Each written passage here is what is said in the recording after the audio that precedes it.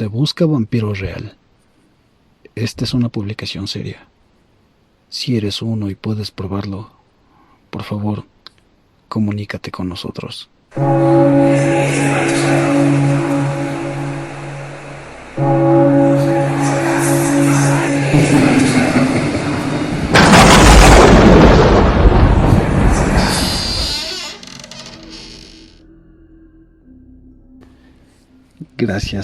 Gracias por estar presentes en el primer año de vida de Pueblos y Leyendas. Como ya pudieron notar, debido a nuestro primer aniversario no tuvimos emisión de la madrugada de lunes, pero hoy, justo el día en que cumplimos años, les traemos historias de un tema que nunca habíamos tocado.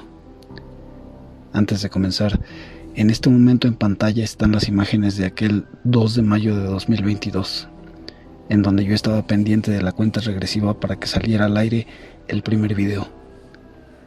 Desde ese momento hasta hoy ha sido un camino de aprendizaje en el que pretendemos seguir por mucho tiempo más, esperando, claro, nos acompañen. Bueno, sin más preámbulo, comenzamos con las historias.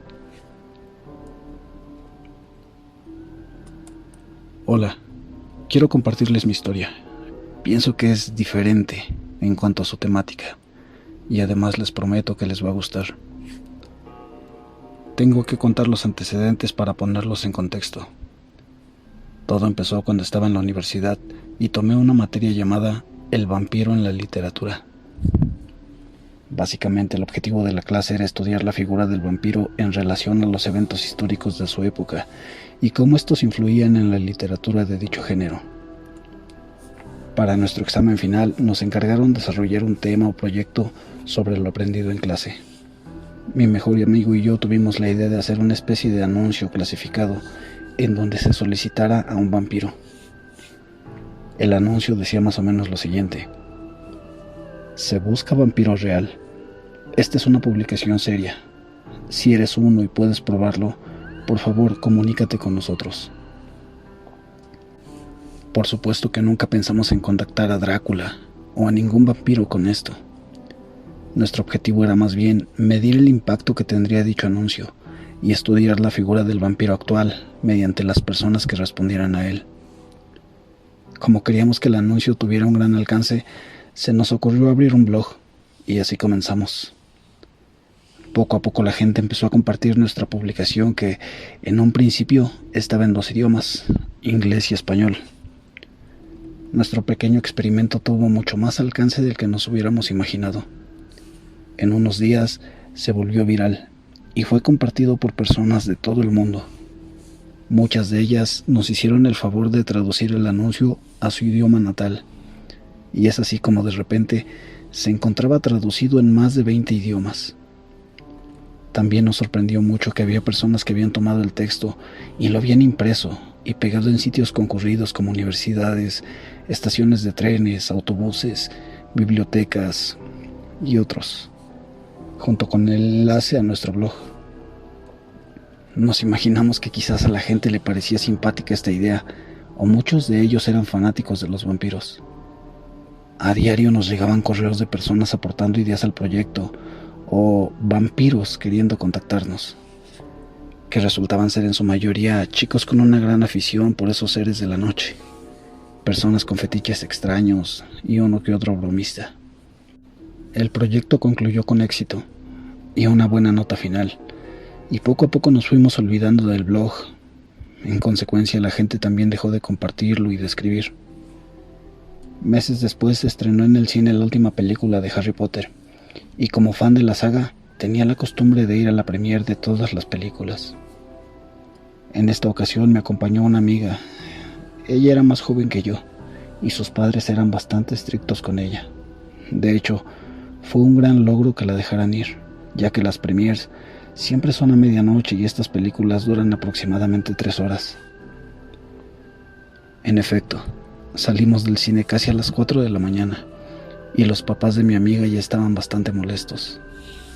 Yo les iba a pedir de favor que me dieran un aventón a mi casa, pero los vi con tan mala cara que no quise hacerlo, y les dije que alguien iba a pasar por mí, cosa que no era cierta. Yo contaba con ellos. Se me hizo fácil bajar al estacionamiento del centro comercial en el que está el cine y buscar el sitio de taxis, pero por la hora ya no había absolutamente nadie. Me empecé a preocupar por cómo iba a regresar a mi casa, ya que se me había descargado la batería del celular y el centro comercial en donde me encontraba está en medio de una gran autopista, es decir, no pasan camiones ni taxis vacíos, y menos a esa hora. En mi desesperación pensé en salir del centro comercial y esperar que algún taxi milagrosamente pasara. Estuve ahí unos 5 minutos, ya bastante angustiada, cuando de repente llegó un vehículo blanco que pensé que era un taxi de sitio. Al menos los taxis de sitio en mi ciudad son de ese color, pero este no tenía letreros, por lo que pensé que quizás era un taxi ejecutivo. Son vehículos normales y de hecho de lujo, si se les puede llamar así. El chofer se detuvo a la entrada y me dijo: ¿Usted me llamó, señorita? Mi primer pensamiento fue que quizás alguien que todavía estaba dentro del cine había pedido ese taxi, pero era mi oportunidad de regresar a casa. Le dije rápidamente que sí, que yo lo había pedido, y me acerqué al vehículo. Voy a hacer una aclaración importante sobre el chofer, ya que como mujer estoy al tanto del peligro que conlleva subirse a un auto desconocido. De primera impresión, el chofer era un hombre bastante mayor, como de unos 70 años, muy encorvado pero de buen aspecto. Espero darme a entender con esto último. Se veía como una persona de buena posición económica, al menos por el aspecto de su ropa. Su piel era muy blanca y tenía aspecto de extranjero. Todo esto me generó confianza, sobre todo el detalle de su edad. Parecía una persona indefensa. ¿Qué me puede hacer un abuelito?, pensé. Pero seguido de este pensamiento también hubo algo muy raro, una sensación casi hipnótica, que de pronto me incitó a subir sin cuestionarme ninguna otra cosa. Esto último lo recuerdo muy bien porque ahora, varios años después que he podido pensar en esta historia con calma, me hace mucho ruido el hecho de que una fuerza extraña, como robándome la voluntad, me haya incitado a subir al taxi. ¿Qué hacía ahí si parecía no haber nadie más que lo estuviera esperando? ¿Quién lo había pedido? ¿Realmente era un taxi ejecutivo? Todo esto por un momento me pareció sin importancia. Cerré la puerta y le indiqué mi dirección al chofer. Iba nerviosa, ya era muy tarde y seguramente me esperaba algún regaño de mi mamá. Así que empecé a hacerle la plática al señor para relajarme un poco. ¿Y usted trabaja de noche o recién empieza?, pregunté. Él me respondió: no, yo ya voy de salida antes de que empiece a amanecer. Qué bueno, entonces ya va a descansar, le dije. Sí, tengo que descansar sin falta a esta hora. ¿Y por qué?, pregunté de nuevo. Entonces me dio una respuesta totalmente inesperada. Porque soy un vampiro, me dijo en un tono muy serio. En un principio me reí y pensé: qué viejito tan simpático. Pero siguió hablando con toda seriedad, como si no se tratara de una broma. En un rato me voy a mi casa. Cierro todo muy bien para que esté muy oscuro. Ahí descanso todo el día. En ese momento dejé de reírme porque ya no me parecía gracioso, sino incómodo. Lo que terminó por incomodarme aún más fue cuando parábamos en algún semáforo y con la luz de las lámparas de la calle pude ver su rostro con mayor detalle por el retrovisor. Me impactó mucho el detalle de sus dientes. Quizás esperen que les diga que tenía colmillos o algo así, pero no, nada de eso. Tenía, hasta donde pude ver mientras abría la boca y hablaba, todos los dientes en su lugar. No le faltaba ninguno que fuera visible, pero sus dientes se encontraban en el peor aspecto que he visto. Se veían podridos, de color oscuro. Esto me asustó bastante, ya que cuando lo noté, pensé que a su edad, lo normal sería que le faltaran algunos dientes, y suponiendo que los tenía todos por buena genética o algo así, era imposible que esos dientes en tan mal estado se mantuvieran ahí. Mientras tanto, el chofer siguió contándome a detalle y con absoluta seriedad en su tono de voz que durante el día dormía y que su casa estaba adaptada para mantenerse oscura. Yo no podía dejar de pensar en lo extraño de toda esta situación. De pronto no supe qué más responder. Él seguía hablando mientras yo trataba de mantenerme alerta y ponía atención al camino. No faltaba mucho para terminar el viaje. Me bajé algunas cuadras antes de llegar a mi casa porque todo esto ya me tenía con los nervios de punta. Intentaba calmarme pensando que el viejito tenía un humor tan negro como sus dientes y que seguramente se estaba dando la carcajada de su vida luego de que me bajé del coche. Ya en mi casa y dándole varias vueltas al asunto, de repente recordé ese anuncio de unos meses atrás. Se busca vampiro real. Esta es una publicación seria. Si eres uno y puedes probarlo, por favor, comunícate con nosotros. Nunca más, en todo ese tiempo tomando taxis, Uber y otros servicios de transporte, he vuelto a ver a ese señor. Aunque tampoco estoy muy segura de querer volver a verlo. Gracias por leerme. Sé que ha sido bastante largo, pero espero que les haya gustado. Por favor, cuéntenme sus opiniones, y si a alguien más le ha pasado algo parecido, me gustaría saber que no he sido la única que ha vivido algo así.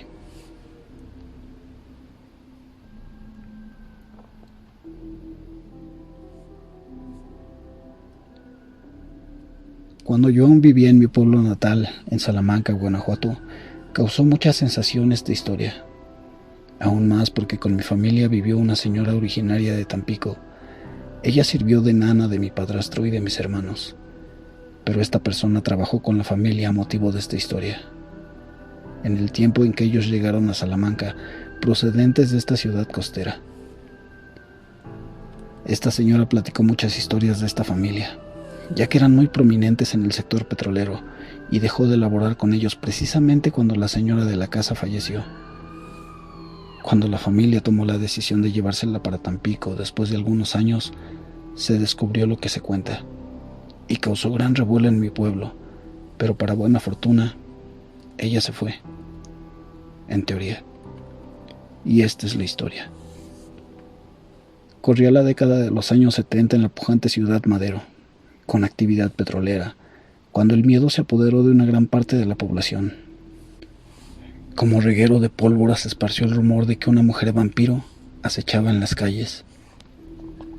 Desde ese momento todo fue distinto. Las calles de Tampico y Ciudad Madero se quedaban vacías cuando apenas comenzaba el ocaso, cuando la noche sombreaba el cielo e intercambiaba el sol por la luna.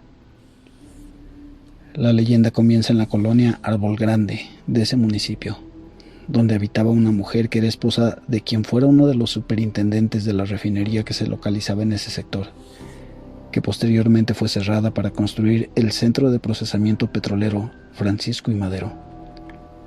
Era la más devota y benefactora de las mujeres de la iglesia de San Juan Bosco, de semblante apacible y de complexión delgada, una dama de sociedad con facciones delineadas y totalmente entregada a su familia, pero sobre todo al servicio de Dios y a su parroquia. Organizadora de toda clase de eventos en beneficio de la parroquia, hoy convertida en una de las más hermosas de Tamaulipas. Con su espíritu altruista junto con su marido, fue uno de los principales apoyos del padre Ignacio Rosiles para impulsar ese templo. Ante el amor que sentía por la iglesia, le pidió al párroco, quien con el tiempo se hizo su amigo, que le permitiera que al morir su cuerpo fuera sepultado en ese templo, en la zona de las catacumbas. A lo que el sacerdote le afirmó que su deseo sería concedido. Esto de acuerdo a la cronista de la ciudad, Carolina Infante. Por azares del destino, la mujer se marchó a vivir a Salamanca, en Guanajuato, donde por una terrible enfermedad perdió la vida en el año 1973. Entonces, por decisión de sus hijos, fue sepultada por varios meses, según indican algunas versiones. Fue, según quienes vivieron en esa época, el propio padre Rosiles quien convenció a la familia de exhumarla y traerla de regreso a su querida iglesia, lo que fue concedido por sus parientes, quienes comenzaron los trámites. La sorpresa comenzó cuando, al desenterrarla y al abrir el féretro, el cuerpo estaba intacto, incorrupto. Solamente le había crecido el pelo, las uñas y los colmillos a desproporción de su fisonomía, por lo que la gente la comenzó a llamar la mujer vampiro. Como lo tenían planeado, la trajeron al sur de Tamaulipas para ser depositada en el sótano de la iglesia. Pero cuando el ataúd era trasladado en medio de la iglesia, donde se oficiaba una misa en memoria de la benefactora, este se les cayó a quienes lo llevaban en hombros, quedando entonces al descubierto el cadáver. La imagen causó pánico a todos los que ahí estaban. La gente salió corriendo en estampida. Por órdenes del sacerdote, el cuerpo se quedó en la iglesia, pero desde ese momento se desató el miedo en los residentes de la colonia Árbol Grande, quienes apenas caía la tarde se ocultaban en sus casas, que cerraban con aldabas y candados, ya que se decía que la vampiro salía por las noches, levitando para deambular por esa zona.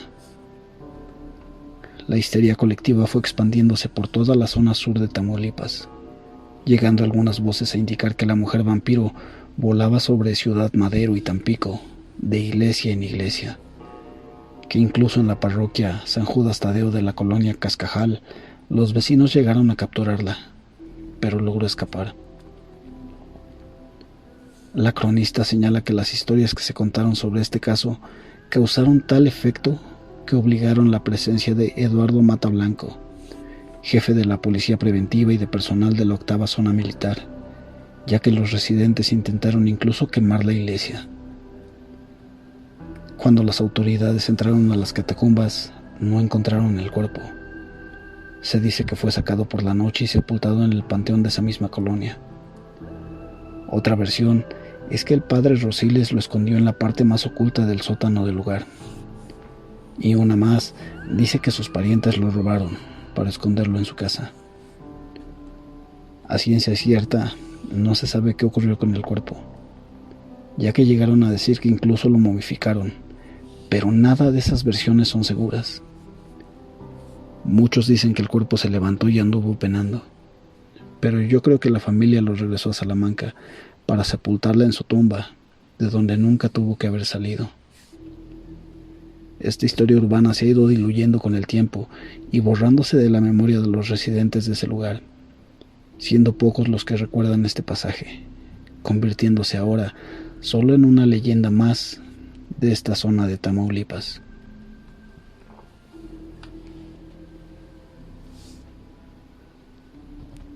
Muchas gracias a todos los que nos apoyan escuchando cada uno de los programas del canal.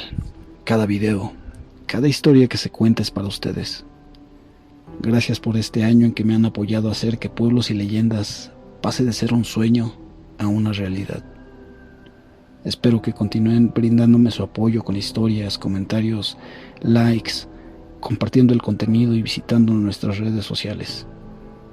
Por mi parte, me comprometo a trabajar más para brindarles un programa con la calidad que ustedes se merecen. Nos escuchamos la madrugada del viernes.